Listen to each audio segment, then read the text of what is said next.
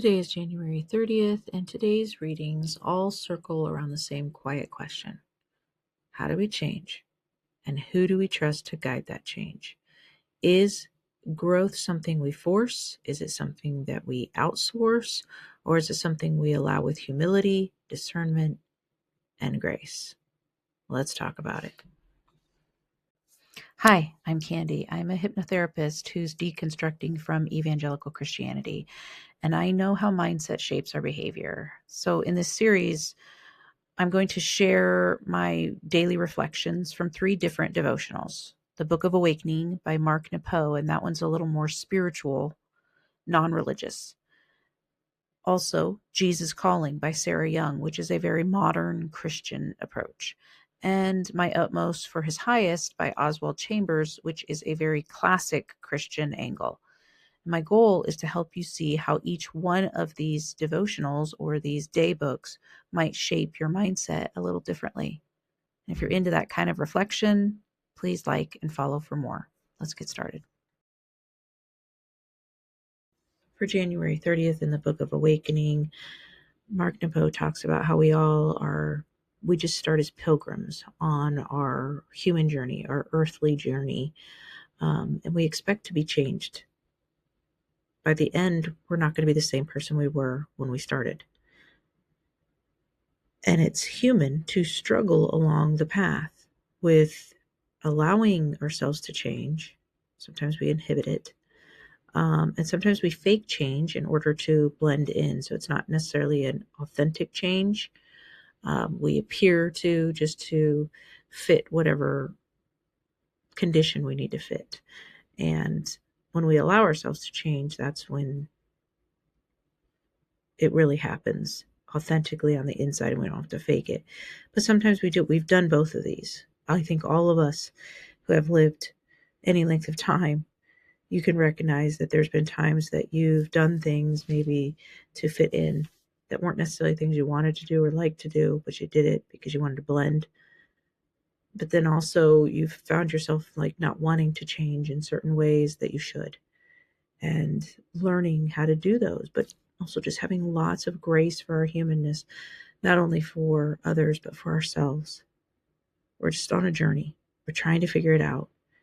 In our world today, there are people making terrible mistakes, supporting people they shouldn't politically. And it's very hard to change their minds sometimes, especially when they're programmed to see things through a certain lens. But as they do come to, maybe they, for lack of a better word, they become awake. They awaken, and they realize the damage they're causing with their old belief system. It takes so much courage to admit that wrong. And then sometimes I will see people in comments just beat them up. You need to do this, this, and this to prove, that you've changed. Now, yes, their actions will follow. It takes time to reprogram. Once they're on the path and they're awake, they're going to stay awake, most likely, and continue to grow and change and make different decisions because their beliefs are changed at the core. That's a true change. We don't want people to we don't want to put roadblocks in front of them to keep them from becoming aware, because we shame people who do acknowledge that they were wrong. It takes a lot of courage to acknowledge you're wrong, especially when you've perpetuated a system that has caused so much harm. So a lot of grace, please, for people. A lot of grace. And maybe it's easier for me because I came out of evangelical Christianity, and I was once someone who perpetuated a system. I was born in it. I didn't know anything else, but still, I made mistakes, and I, voted for people I wouldn't have voted for. Now, I didn't vote for who's in office now. I never voted for that person because I could see the character. But that doesn't make me better than someone who did. I just got out sooner. And I'm thankful that I did, but I will love and help someone who is coming out of it now. So please, let's be gracious with one another. Let's not let our anger, our frustration make us know better when we treat people with contempt who are actually becoming aware and being vulnerable, which takes so much strength, enough to share that they were wrong. In Jesus' calling today, the message is that whatever occupies your mind the most becomes your God. And that if you trust Jesus, you can break free from worries, anxieties, fears, etc. You can't do that if your God is your, I don't know. I remember being an evangelical Christian and they would talk about, like, let me see your checkbook and I'll know who your God is, basically, because whatever you pay most of your money to, well, it goes to your mortgage a lot of times. So, I don't know what the point they were trying to make is, like, maybe you're spending money on things that are frivolous according to them and you're not giving it to the church. It's ridiculous. It's just a control thing. And they want your money. And they would also say, let's say people didn't go to church on a Sunday morning because they were watching a football game or something. Well, then football's your God. And it's like, no, it's not. You're not worshiping football. You just wanted to watch a football game instead. Because, let's be honest, a lot of times church was boring. So, another thing she says in the book is that you need to guard your thoughts and that good thought choices. So basically deciding what you'll put your thoughts on. You can't really control what thoughts come in. You can control what you do after the initial thought, though. The first thought coming in, you can't. That can come from anywhere. What you do with it is on you. She would say, like, lean on Jesus, think about Jesus, probably, and then that will keep you close to Jesus. I always wonder about this closeness and farness from Jesus. Like, he's within you, I thought. And yet they would always say, like, you can be close or far. And that always kind of bothered me because I'm like, it doesn't make sense. So it's just another contradiction within Christianity. And yeah, that's really my thoughts on that one today. And finally, in my utmost for his highest, the message is that God speaks through circumstances, and sometimes oftentimes they're hard ones. That's when he's really going to get your attention. And you need to ask God to speak to you when you're in those hard times. Like, ask him what he's trying to tell you.